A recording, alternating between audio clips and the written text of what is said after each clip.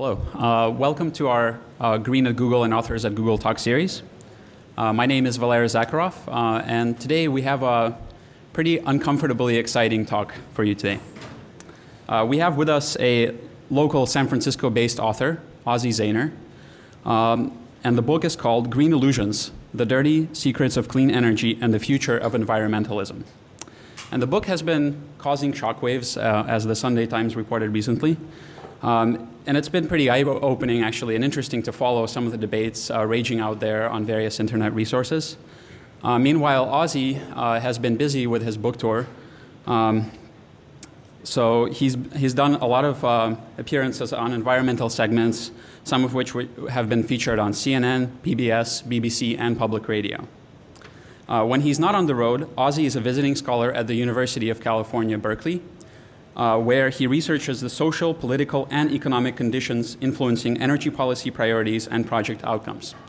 I'm also proud to say that Ozzie is a fellow engineer. He has an engineering degree from Kettering University and a graduate degree in science and technology from University of Amsterdam. Before we get started, let me do a little poll. How many of you guys own an electric or a hybrid vehicle here? So that's great, because Ozzie is not planning to talk about that part of the book today. But I think it's going to be a pretty relevant talk to all of us. We at Google are committed to building a sustainable future, both as individuals and as a company. And at the same time, we love and we believe in technology. So with that in mind, actually, Ozzie told me that he's really looking forward to our perspective. And so he's looking forward to your questions and feedback at the end of this talk. So without taking any more time away from that Q&A, I would like to welcome to Google the author of Green Illusions, Ozzie Zehner.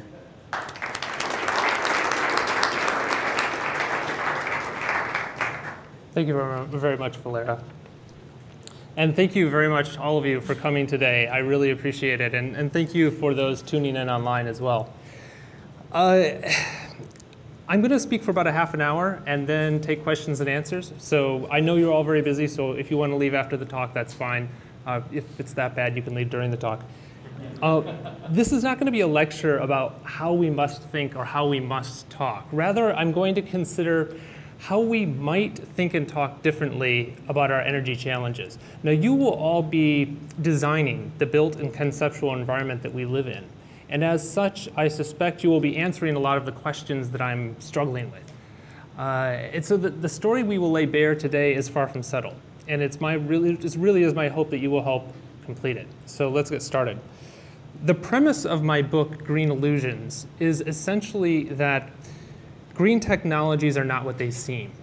They might not be what you think they are. They might not be the saviors that they're made out to be. And I argue that alternative energy technologies rely on a way of legacy thinking.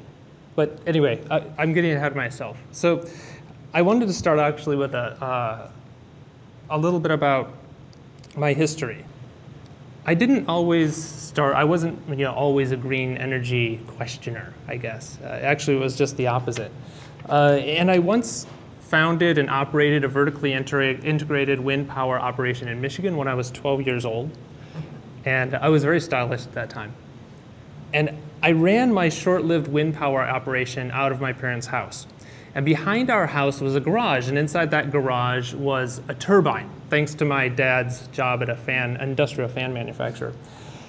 And I found a rusty steel pipe to kind of use as an axle.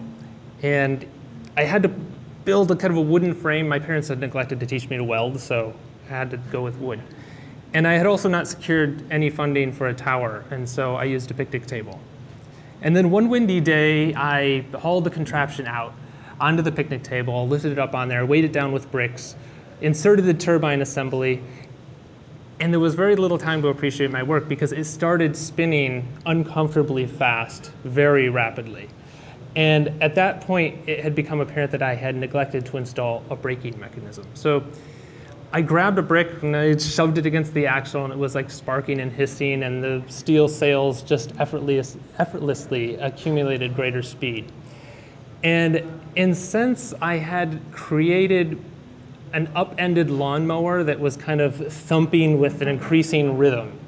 And at first the frame was vibrating, and then the whole picnic table started vibrating. And really what happened thereafter can only be deduced, because by that time my adrenaline-filled legs had already carried me halfway around the house. But when I returned, I found an empty picnic table in flames.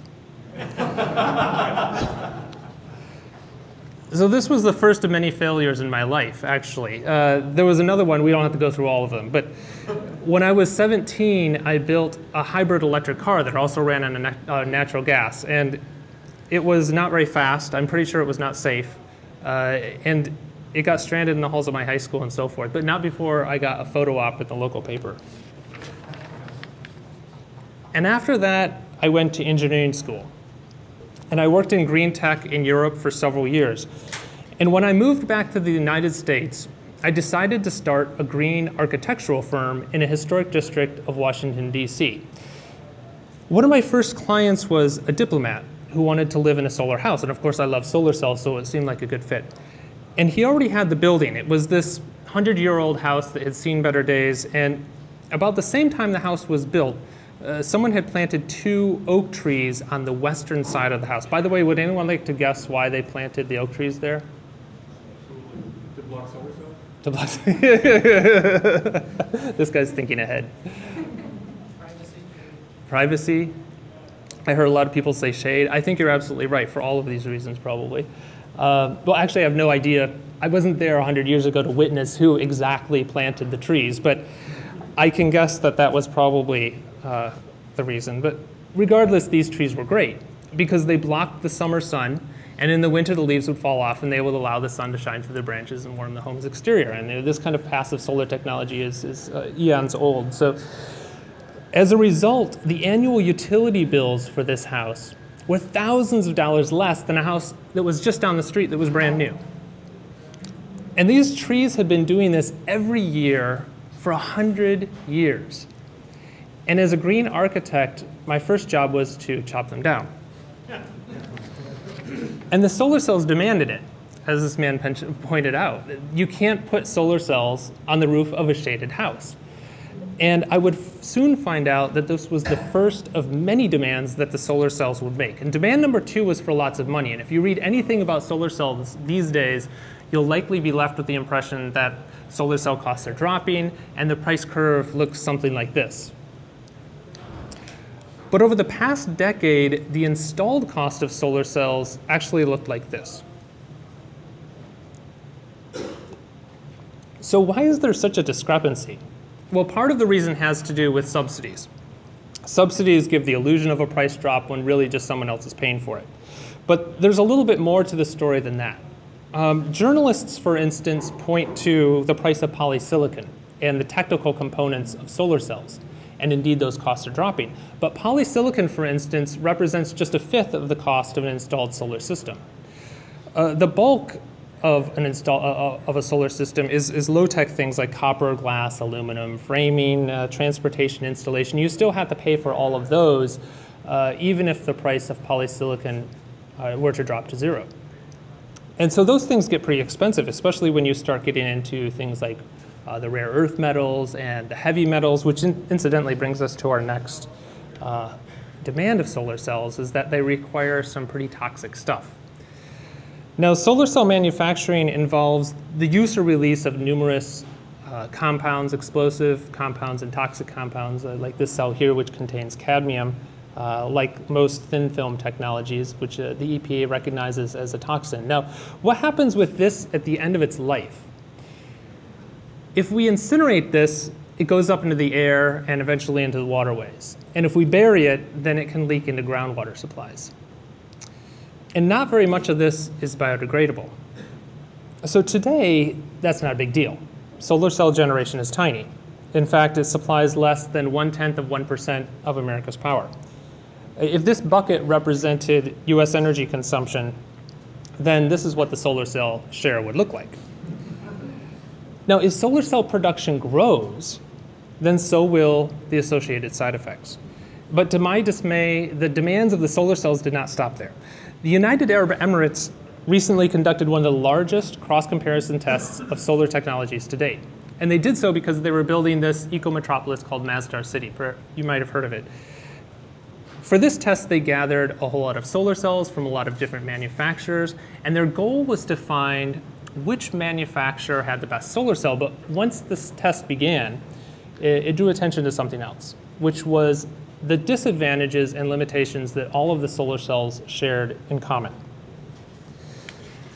So a desert might seem like the best place to put a solar cell, and indeed it's one of the best, but there were problems. The first was haze and humidity, which reflect and disperse the sun's rays. The next was dust, which technicians had to scrape off almost daily. And in other parts of the world, you have to deal with pollution, hail, snow, ice, these sorts of factors. And the third was heat. So right in the middle of the day when the solar cells should have been producing their highest output, they got incredibly hot, which hobbled their output across the board. Now, in addition to all of these effects, solar cells age, and their output fades by about 1% a year. The newer technologies degrade even more rapidly than that. But an even larger surprise awaits solar cell owners. After about 5 to 10 years, their solar array will suddenly stop producing power. And that's because a key component of the solar system, the inverter, will eventually fail. Now, solar cells can last 20 to 30 years, something like that, but inverters don't. The inverters have to be replaced about 2 to 5 times during the life of a solar system. Now, fortunately, this is, by the way, what one looks like. Fortunately, any electrician can easily swap one of these out, but unfortunately, each one costs about the same as a furnace. And incidentally, there's one more reason I'll mention why solar array can stop working. This is Glenda Hoffman's roof. She woke up one morning to discover that thieves stole 16 panels off her roof as she slept. And in fact, solar thefts are on the rise nationally, and the cost to replace her system chimed in at about $95,000, an expense that her insurance company covered. But nevertheless, she intends to protect the new panels herself, and this is what she told the New York Times.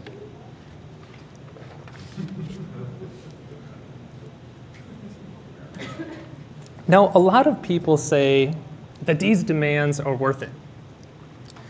If solar power yields less CO2 than fossil fuel power, then does this offer a justification for subsidizing solar cells? Well, first we have to consider costs. Even some of the most expensive options for dealing with CO2 would become cost competitive long before today's solar technologies, making solar cells perhaps seem like a rather wasteful strategy. Why would we, for instance, mitigate 1 ton of CO2 using solar when we could mitigate 5 tons or 10 tons elsewhere for the same cost? Secondly, solar cell manufacturing involves the use or release of other types of greenhouse gases. And these are used to make solar cells, and they make CO2 seem harmless. These greenhouse gases are 10,000 to 25,000 times more potent than CO2 according to the IPCC, and we are now learning that these gases are one of the fastest growing emitters of these gases is the solar cell industry. So I was in the position of having to explain all of this to my client, and I didn't really know where to start, but I had to list off these demands. I mean, they demanded that we retrofit the roof, first of all. They demanded that we purchase locks and insurance. The solar cells demanded regular cleaning. They demanded expensive inverters every 5 to 10 years. They demanded a lot of money. They demanded an expensive funeral. They demanded to be buried in a toxic, especially sealed toxic waste plot. And of course, they demanded that those pesky trees would have to be chopped down. Now, think for a moment, what would you have done if you were in my position? What would you have advised my client to do? Well, here's what the numbers look like. For every $100 he spent on solar panels, he would produce this much energy. For every $100 that he spent on LED lighting, he would save this much. The value of the trees, the added insulation, and the efficient appliances would be even greater. In the end, I advised him against a solar cell installation and instead told him that he should keep the trees and spend the money on energy efficiency and energy reduction techniques. And the long story short is that I was fired. And that's because he had already made his decision. The solar cells were going to stay. And the trees, well, now my experience was not unique. For instance, an old grove north of here was chopped down to install solar cells. And the oil company BP chopped down 42,000 trees outside Brookhaven National Laboratories for solar.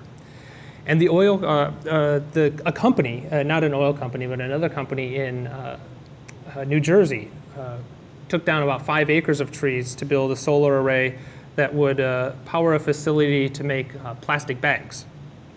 So I kind of think that puts a new spin on paper versus plastic. But again, we might think it's worth it to offset dirty coal use. But it's important to note that none of these solar projects will offset the CO2 debt from clear cutting the forests that they sit on, for reasons we will come to shortly. The solar cells also will not replace the other benefits of the forests, such as things like air cleansing, water filtration, and trails, and other benefits. Now, the fate of these trees is ultimately a casualty of a certain way of thinking, a presumption that the way to solve our energy problems is to produce more energy. The ethical implications of this remind me of a movie that I just saw last month, a classic film, 2001: A Space Odyssey. Has anyone here seen the movie? Oh, wow. Let the record show that almost everyone raised their hand.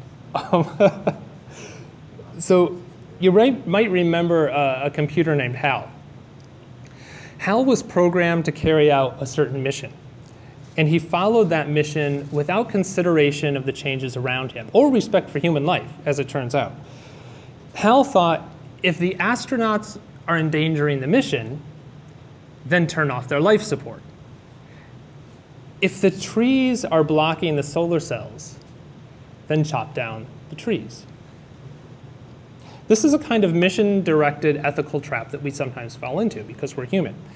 And that's typically because we think we have a good idea, a good sense of our ethical bearings, and our job is to apply them to our daily life.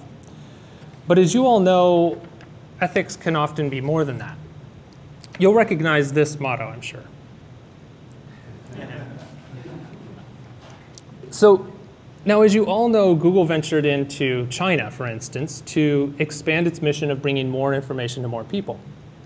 But in order to expand its mission, it was required to censor search results. Now, Google refused to censor the search results, and this is a good example of how ethical reasoning is more than just applying our ideals to the world. It's more than just a mission. It also involves looking at the world, seeing what we can see, and then letting those visions inform our ethical thoughts. But there's a lot that can get in the way. For instance, when I spoke with my client, I made the mistake of thinking that the facts could speak for themselves. I made a mistake of thinking that my crude calculations would be enough. But this wasn't about the facts. This was about something else. Now, we've been told that solar cells are clean, and we know that energy from the sun is limitless. And we've been promised that they will be cheap. And we've been seduced by solar cells. And this isn't the first time that this has happened. For generations, our energy bucket has been leaking. And the leaks here represent energy waste. And in the United States, most energy does nothing productive at all. It just leaks out, according to the Department of Energy.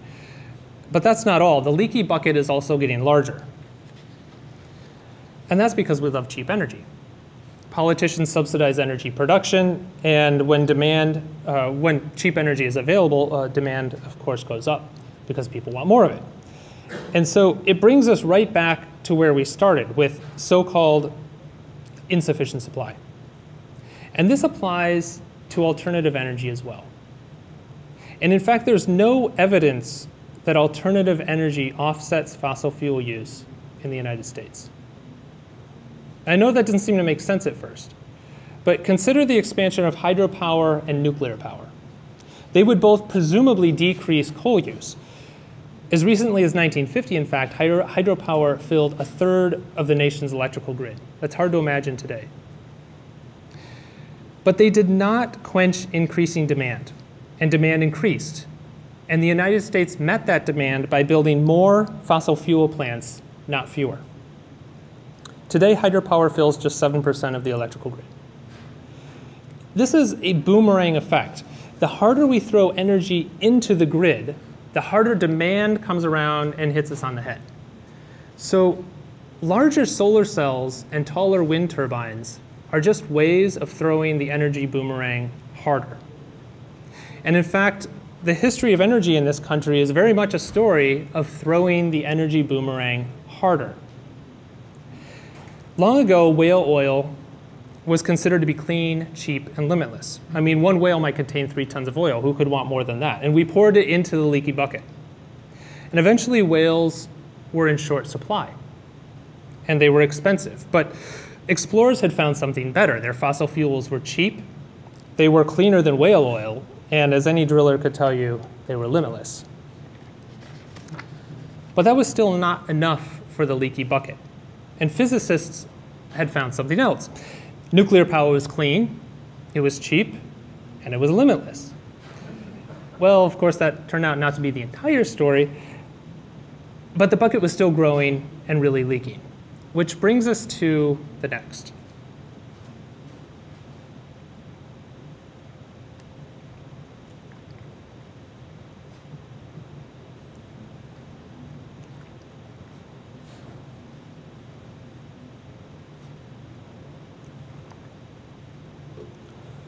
Now, there are ways to stop the boomerang effect.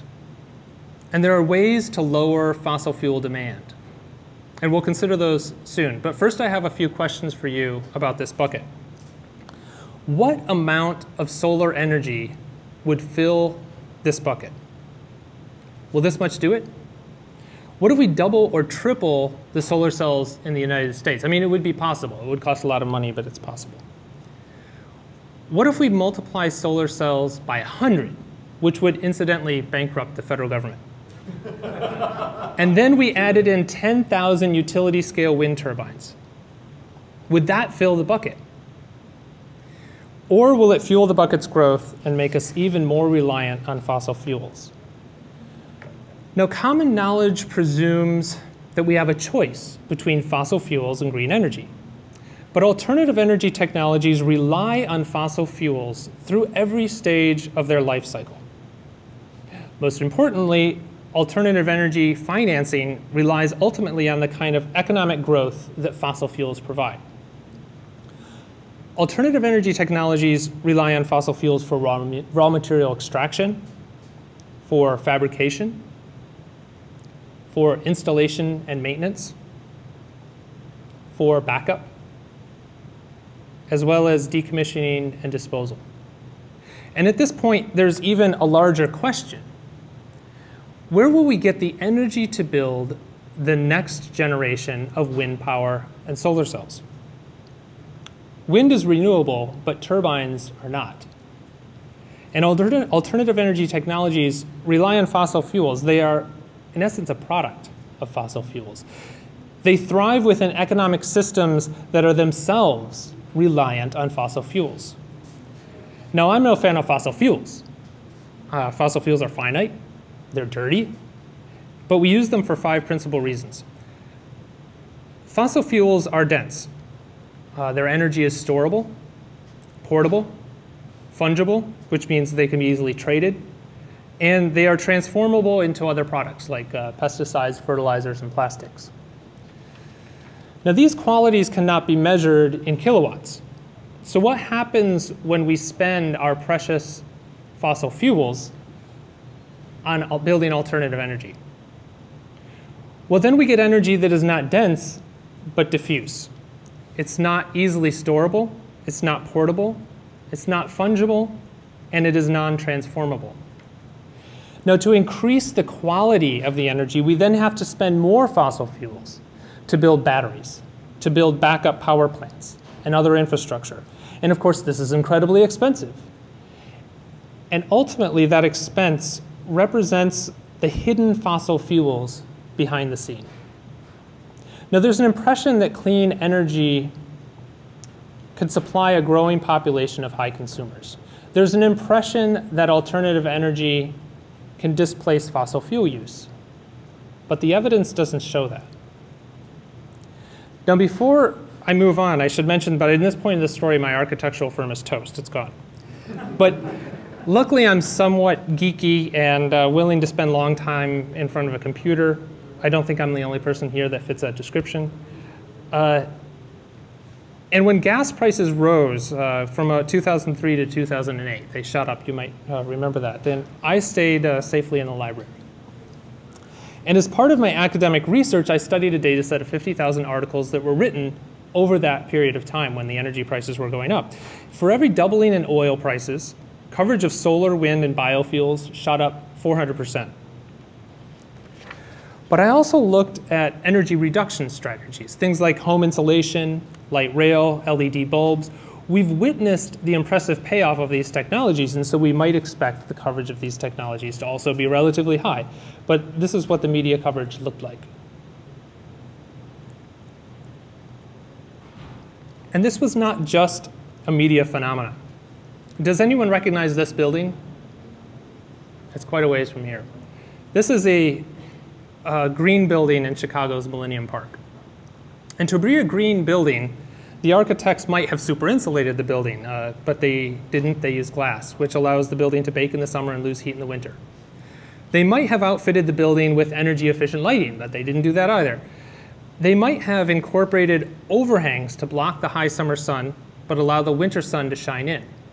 Or they might have used light shelves to toss more light into the building's interior. But they did none of these things. This building is a green building because it has solar cells. The California Academy of Sciences, just up the road from here, has solar cells in one of the foggiest microclimates on Earth. The Chesapeake Bay Foundation has solar cells that are partly shaded by the structure itself. This BP station has solar cells, and some don't even face the sun. There are solar cells right here in Mountain View, being consecrated in this photo. They also don't face the sun. In fact, none of these buildings has solar cells that face the sun. But you see, that doesn't really matter, because these architects were not building buildings to be energy efficient. They were not building buildings to reduce fossil fuel use. They were building temples. They were building temples to technology, temples to solar energy, temples to the idea that the way to solve our energy problems is to produce more energy. Now, consider for a moment that solar cells were a puppy. So maybe a chihuahua, maybe a fur ball like this one. If solar cells were a puppy, I imagine that this is kind of what they would look like. Not real big, not real smart, but super cute. And we all like to take solar for a walk. And academics get grants for walking solar. Industry gets good PR for walking solar. Government enjoys being out with solar as well. And when elections roll around, all the more reason to take solar out for a stroll. And media likes to walk solar, and so does the public. Well, maybe depending on their political affiliation these days. But I'm fascinated by solar. And I'm not the only person here that is. And sometimes being just a puppy, solar gets tired. But there's always someone around to pick solar up and keep going, even if it's just to walk to the park and walk in circles. Now, let's consider a walk with energy reduction. Now, reduction is a huge dog with a lot of potential, as we have seen. But though walks with reduction differ from walks with solar, reduction's walks include many more stops to pee, and which has made all that more difficult without the trees. So why go for walks with reduction when the walks with solar are so much more fun? And that's what we need to understand. We need to understand and figure out ways to organize walks with reduction that are more fun and interest all of the dog walkers. And that's going to be a lot more exciting than you might think. For instance, how might we plug leaks in that energy bucket? I'd like to consider for a moment junk mail. The junk mail industry claims 100 million trees a year, which producers must grow, cut, haul, process, print, and then ship to homes where they are usually immediately thrown away, hauled, processed, and finally dumped. Now, one study equates the energy bill of this cycle to 11 coal-fired power plants running continuously around the clock at full tilt. And all of these power plants go to power something that most people don't even like. So in Germany, this is what they did. They created this little sticker that says no thanks to junk mail, and I have one right here. And this sticker in Germany is legally binding, so most Germans choose to put this sticker on their mailbox. In the United States, these stickers would help patch a small hole in our energy bucket. And you might think that's no big deal. It's just junk mail. And in fact, it probably isn't really that big of a deal. But it's important to point out that these stickers would have a greater energy impact than all of the nation's solar cells planned and existing combined. We don't have an energy crisis. We have a consumption crisis. And a lot of that consumption goes toward things that don't make us any happier or healthier. Let's consider the growth of that bucket. Much of this results from unsustainable population growth, but how can we achieve and ethically achieve a sustainable population without infringing on the reproductive rights of individuals? Well, we know that women who are entitled to civil and economic rights, who are in control of their own bodies, can enjoy the freedom of bearing children at their own rate, at a pace that is perfectly sustainable overall. But consider this chart in the United States showing pregnancy and abortion rates. So this is the population chart. Pregnancy and abortion rates in several countries. A girl growing up in the United States is 4 times more likely to become pregnant than a girl growing up in France. And an American girl is 3 times more likely to have an abortion than a girl growing up in France. And among industrialized nations, America's teens are the least likely to use birth control due to stigma, lack of health care, and high costs. And we are now treading in territory where environmental and social problems converge. And that is a vast, unexplored wilderness. Lowering teen pregnancy rates would greatly benefit the nation's girls. There's no doubt about that. The energy and environmental benefits could be a welcome side effect. So how do we stop the growth of the bucket? Solar cells, wind turbines, and biofuels can't do it. Healthcare and human rights can. And as unlikely as it may seem, universal healthcare would have a greater energy impact than all of the nation's solar cells, wind turbines, biofuels, and geothermal combined. And it would cost less too. A lot less, in fact. In fact, none of these proposals costs much money. None of these proposals leads to lower standards of living, just the opposite, actually. And while they are not high-tech, they rely on the same foundations of human ingenuity and creativity. The real clean energy is less energy.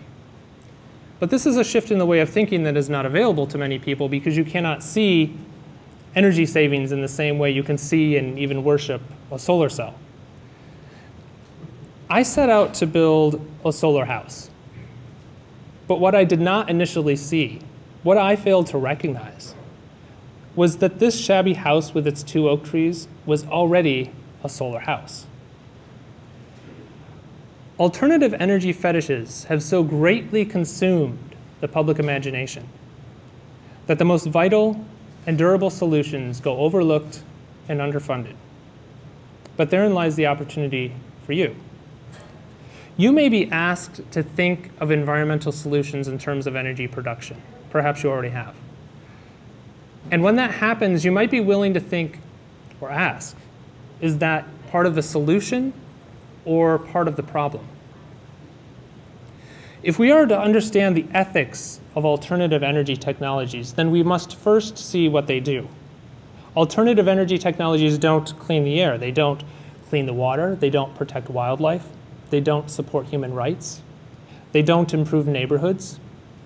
Alternative energy technologies do not strengthen democracy. They do not regulate themselves. They do not reduce consumption. They don't reduce atmospheric carbon dioxide. They don't stop the leaky bucket from growing. Alternative energy technologies produce power. And we generally associate more power with greater prosperity. But in fact, if we look to the world's 10 happiest countries, they use less energy than Americans do, 40% less. So these happy countries value things like architectural techniques that make buildings more efficient and comfortable. They also prioritize walking, biking, and public transit. And finally, successful regions value human rights and healthcare. In contrast, alternative energy technologies yield low-quality energy, and they rely on fossil fuels. They also create a host of negative side effects. But they don't always only rely on fossil fuels. They're based on fossil fuels, from their financing to their decommissioning and eventual replacement. Alternative energy technologies are essentially rebranded fossil fuels. Now, what will people think about alternative energy in 10 years from now? Will they think of alternative energies as clean? Or will they see them as the next round of ecological disaster machines? Now, don't get me wrong, I don't claim to know all the answers. I'm just another member of the search party, like you. But it certainly seems that there are a lot of unanswered questions. In fact, it actually seems that there are a lot of unasked questions. And by asking the hard questions, you will be better prepared than anyone else to address the rocky times ahead. And as energy prices become more volatile, you will have the conceptual tools to make a difference. You will find your skills will be sought after. In fact, they will become necessary. It's not a question of whether or not we have the technology to create an alternative energy society. The real question is the reverse. Do we have a society that is capable of being powered by alternative energy? And the answer today is clearly no. The bucket has too many leaks and it's still growing. But we can change that. As the illusions surrounding alternative energy technologies continue to unravel over the coming years, you will have some choices to make. Will you remain rigid in your defense of the green legacy empire? Will you turn off the life support in order to protect the illusory mission? Or perhaps you will adapt your thinking to the larger challenges that we face. Or maybe you will go beyond adaptation and anticipate those challenges and be an innovator in the next green movement. A green movement that is not simply a receptacle for energy firms and car companies to plug into. A green movement that looks beyond the eco-gadgets on the stage to consider the social and environmental injustices behind the curtain. Clean energy is less energy. And the future of energy will not be a story of wind turbines, solar cells, and biofuels. It will be a story of livable communities, improved governance, healthcare, and human rights. And it is not enough to say that we would benefit by shifting our focus. Our relevance, your relevance, may very well depend on it. Thank you very much.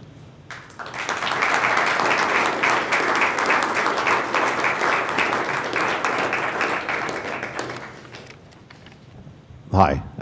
First, thanks tremendously for your talk and for writing this book. I'm a Googler that follows energy issues. I've been on the website called The Oil Drum for many years, where we're commonly referring to alternatives as fossil fuel extenders, not replacements. So thank you very much. I look forward to giving your book to other people to help them, educate them. But I would like to ask a somewhat personal energy issue. I'm building a home right now we're in the rural part of the island of Hawaii. A grid connect is extremely expensive, prohibitively expensive, and even then the grid is like 70% naphtha burning or something like that. So I can do obvious things like LED bulbs and the like, but in fact, the fact that I'm choosing not to use propane for most of my, say hot water needs, whatever, is viewed as insane by the status quo, all the electricians and plumbers you might be able to hire anywhere. Have you got, and now, my concept of using solar for hot water, which is intermittent, solar for solar electric, has just been shot down in flames by your presentation. Have you got any advice for, I'm not alone in this, there are tens of thousands of us off grid in the Western United States. Mm-hmm. Sure, I'd be happy to comment on it. I'm obviously My research is in the larger social scale and in political contexts, not in individual projects. So I can't really make that much of a comment on there. But I can say that it probably doesn't really matter because when you have, if it's a vacation home or a home on the Hawaiian island and it's far away from civilization and it's disconnected from the grid, it probably is no way you can make that green.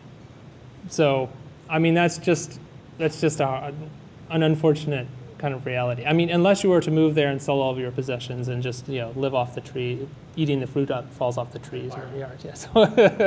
And of course, this is the problem that everyone runs into. None of us can really make our lives totally green, and so that's why I feel that we need to concentrate on those ways of moving forward that bring a lot of people in, bring a lot of interests in, and actually when we look there, when we start to look and think about solutions in those terms, we find out that a lot of the solutions don't really decrease living standards or require sacrifice. They just require coming back to the basics. Kind of if you're looking at buildings, that might be the basics of solar insulation and using passive solar techniques. And if you're considering the larger scale, things like healthcare, like I discussed in the talk, would have massive benefits for the environment and for human populations. So they're not always, against one another. The two can work together, and that's where we have to find. That's where we find the sweetest opportunities. I totally get your point about how handling consumption is much more important than generation, or much more impactful.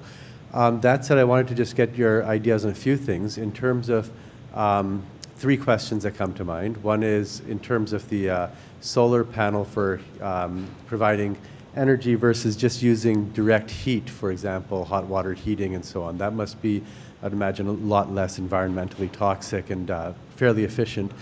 Second one would be when you use these energy efficient things, such as fluorescent bulbs and LED lighting, I've been concerned about the amount of pollution that comes from the fluorescent bulbs, and I would assume the LED lighting has its own types of things. The LEDs may last, for almost forever, but I'm sure all sorts of other things in those lights break, and then that's toxic waste, right? So I was wondering if you could give guidance on that, the solar water heating, the energy efficient lighting, and a third thing is the electric vehicles. When I look at whether to buy a high efficiency combustion engine versus to use something like a hybrid electric vehicle, I see that they have a lot of problems with the recycling of the battery. Some amount of it enters the environment. There's the production of it. Or even if we consider just holding on to your old car for longer, if it's within emission specs, you avoid putting all that energy consumption into creating a new car. So I've never really been convinced that going out and buying a new hybrid electric vehicle is going to be a good thing to do.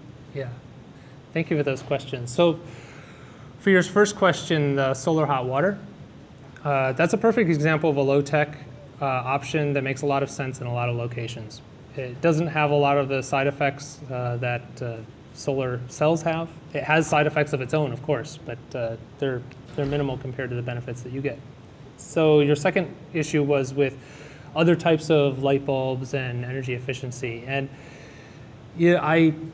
energy efficiency becomes even a larger issue than what you're bringing up with the toxins and the light bulbs themselves, because we have rebound effects that occur with energy efficiency as things become more efficient, people use more of them, and it can overall increase consumption. So that's another side of the energy efficiency story that I didn't have time to talk about today, but I cover in the book. And then there's the issue of the light bulbs. And of course, LED light bulbs also contain all kinds of nasty stuff. And so do mercury, compact fluorescents.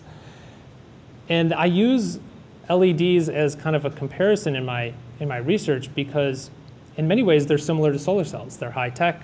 They were both developed around the same period. They were both used in space programs. They're both associated with a lot of high tech industries.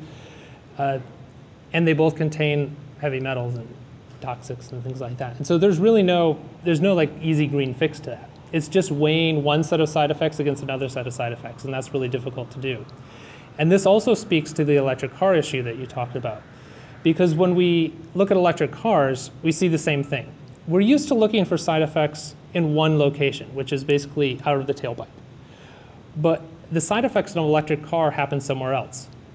And so it's very difficult to see them or account for them. And so we assume that the electric car is clean, of course.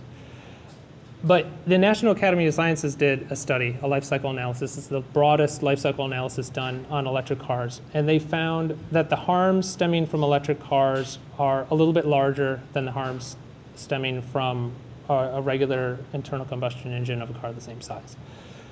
And in fact, the only way that we can really find that electric cars are cleaner is if we narrow our research to just one metric, like CO2. If we just narrow to that one metric, then we might be able to make an argument that electric cars are cleaner. It looks like it might depend on where they're charged, and and then it starts to get murky after that. But if we look at the whole life cycle, if we looked at like you were saying, what do you do with the batteries after? How much energy is used to get those batteries? What are the side effects? What are the epidemiological impacts of the pollution? And this is what the National Academies looked at. They actually went county by county and did epidemiological studies and figured all that out and accumulated it all. And they said, you know what, your electric cars, they run on bullshit. So I been writing about a lot of these topics and saying many of the same things in the first half of your talk for a long time about the negawatts and the bad math that a lot of people do about alternative energy. But I've not come to the same conclusions you have. And I'm wondering what you use to back up the idea that it's likely we could conserve our way through a crisis. Is there any examples from history of people doing that, being able to solve problems like this through conservation and greater efficiency rather than what's usually happened throughout history, which is new technologies coming along and changing the equations? It's obviously difficult to say with any accuracy what exactly the technology of the future will be, but it's always incorrect to say the technologies of the future will be the same as the technologies of today. And that makes this prediction difficult. An example of you making one of the same mistakes you accuse all of everyone else of making, I saw in your chart talking about light rail as an energy efficient technology. Light rail is the least energy efficient per passenger mile technology we use for transportation in the United States. It's worse than an SUV. Right, in terms of the amount of energy it uses, and yet you put it up as, here's an example of why aren't people writing about this. We make these mistakes all the time. What back to basically the question is, what examples from history can you show of conserving to get through a crisis? Okay, thank you for asking that. Well, with regard to light rail, the benefits from light rail come in the context of the communities that they enable. So it's not in the light rail itself, but it's in the ability for people to live in a dense urban context. Dense urban contexts are a lot more energy efficient because people live in smaller buildings, they're closer together, they're not losing as much energy for heat. So you have to look at the whole context for light rail. Speaking of future technology, both Ben and I are working on a car that drives itself. Oh, yes. This technology, which means vehicles that deliver themselves, that can take themselves to fueling stations, a lot of interesting implications, is really going to change how people move in cities, I believe. And nobody thinks about it right now.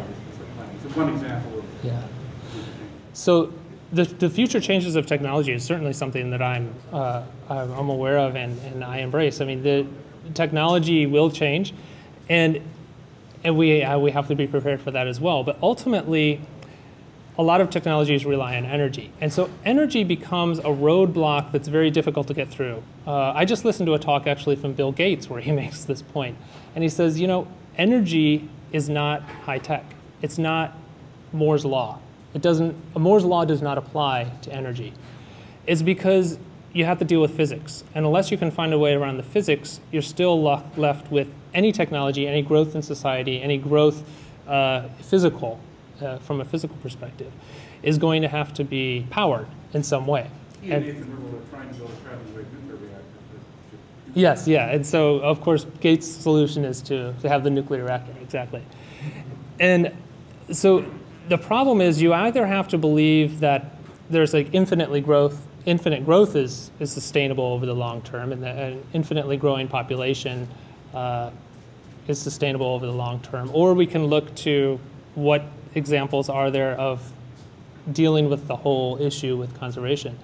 And there really are no good large-scale examples of that. I mean, we're watching it happen with Japan right now, which is probably the place to look. And one of the other speakers that was here at Google, James Howard Kunstler, was recently on a blogcast with him in which he mentioned something really curious. And he said he thinks that, he says all kinds of fascinating things that make me think.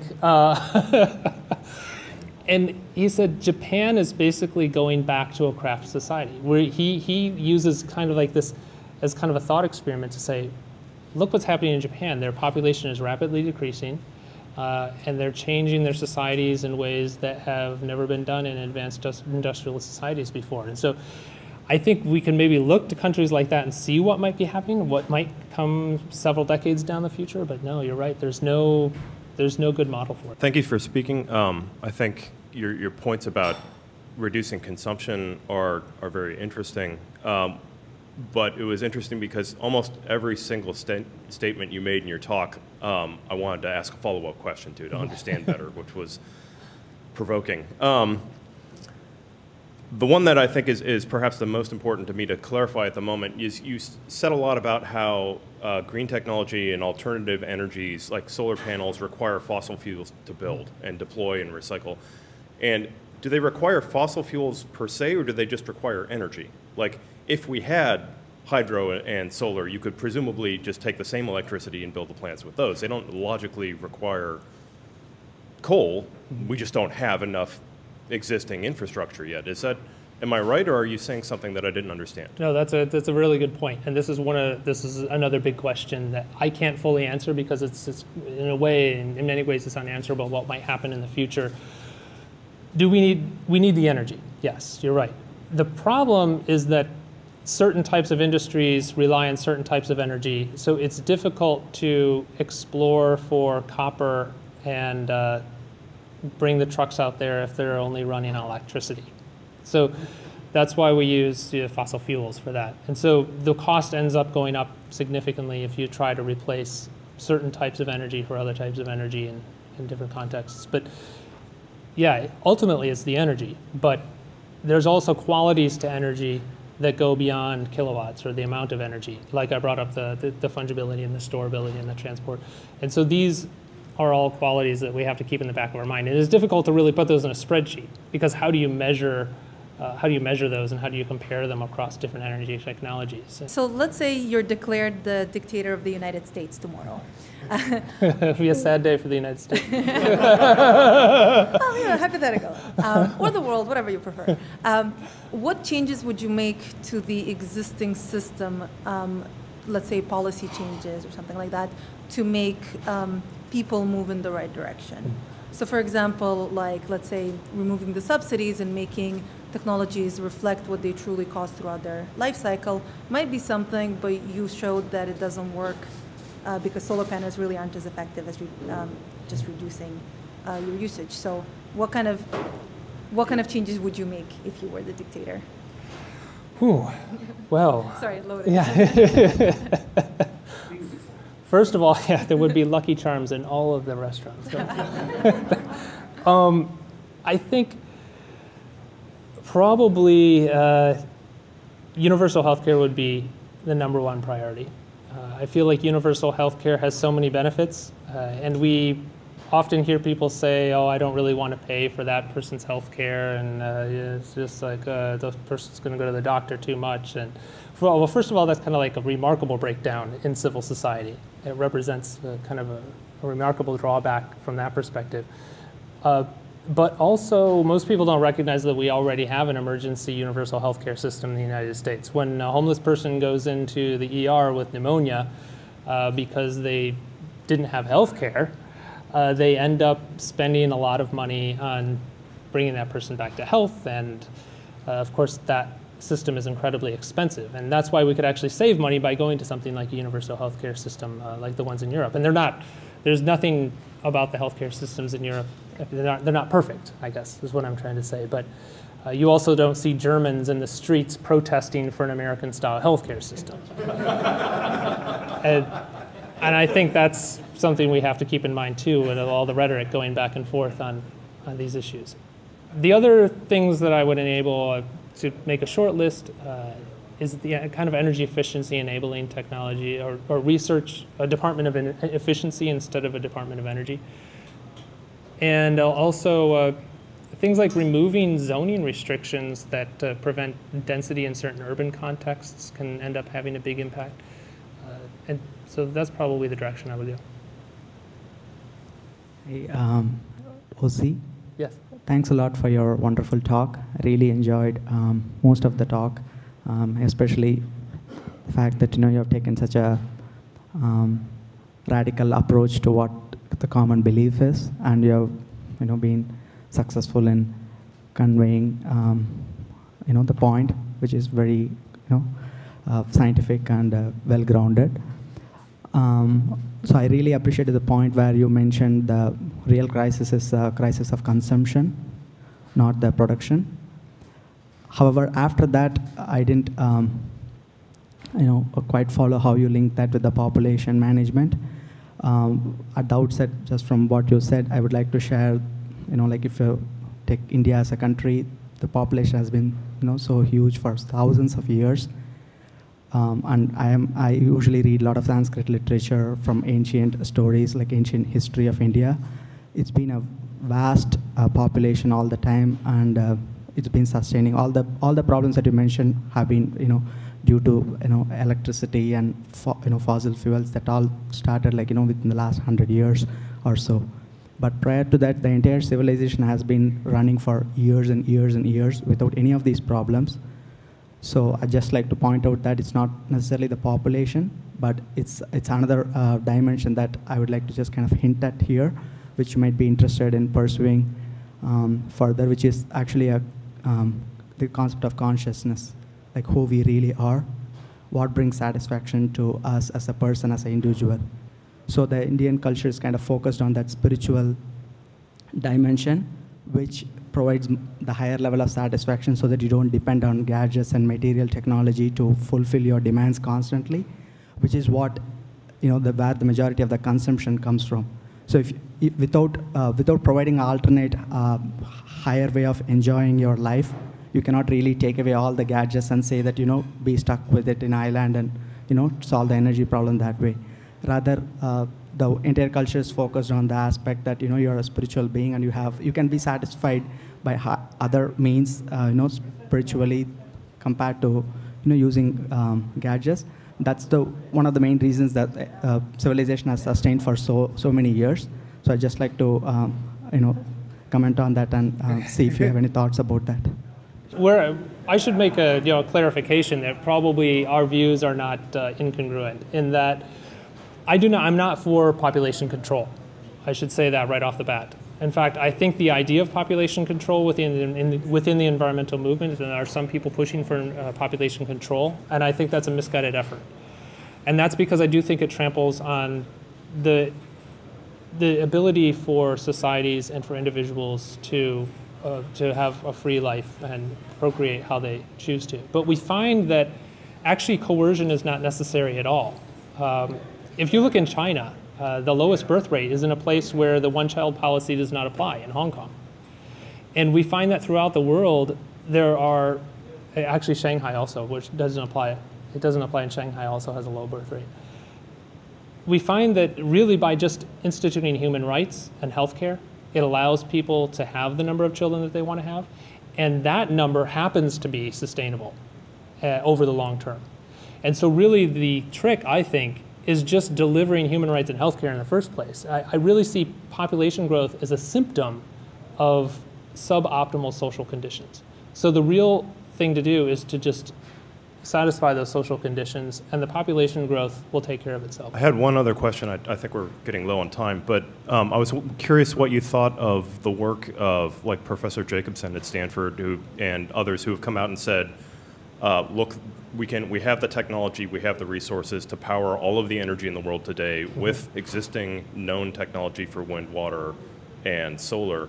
And how you compare that with your graphs of showing the tiny drops compared to the very large buckets. Do you think his analysis is wrong, or do you agree with it and we're presenting something different? I was actually just on a radio show, NPR, last week, and he was on the show. And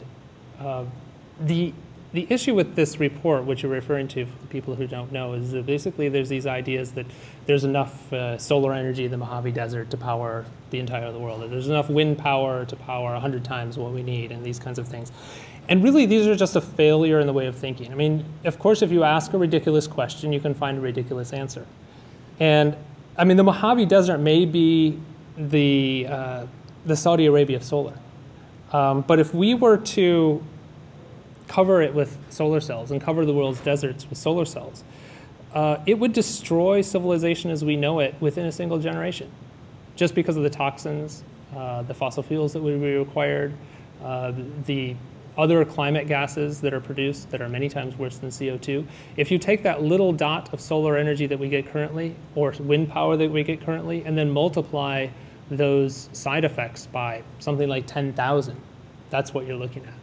So you just get another set of side effects with alternative energy technologies, and they all rely on fossil fuels, so you don't. Thermal solar has the same side effects. When you get back down to it, you end up with the same types of side effects. The high cost of thermal solar reflects the fossil fuels that are behind the stage. So is it accurate to say that you think in that report they didn't do a proper life cycle analysis? I don't think they asked the right question. Okay.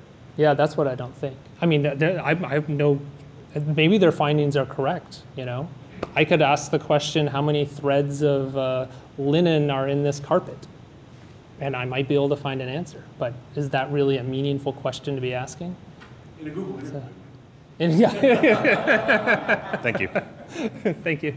Hi there. Thank you. Great talk. I'm not as well read as some of the other questionnaires, but I'm curious why nuclear is not mentioned anywhere and whether you think that there's a place for it in the future world. Thank you. Thank you for asking. That's an excellent question about nuclear. Nuclear would be a whole series of talks aside from this one, which is why I didn't talk about it here. I do talk about it in the book. So if you're interested in my views on nuclear power, you can look there. But nuclear is a fascinating case because it is something that is actually scalable. And there is a lot of fissile material on the planet. And that can be looked at as a blessing or a curse. And there's people that look at it from both directions. The issue with nuclear power is that we have yet another set of side effects and limitations and consequences.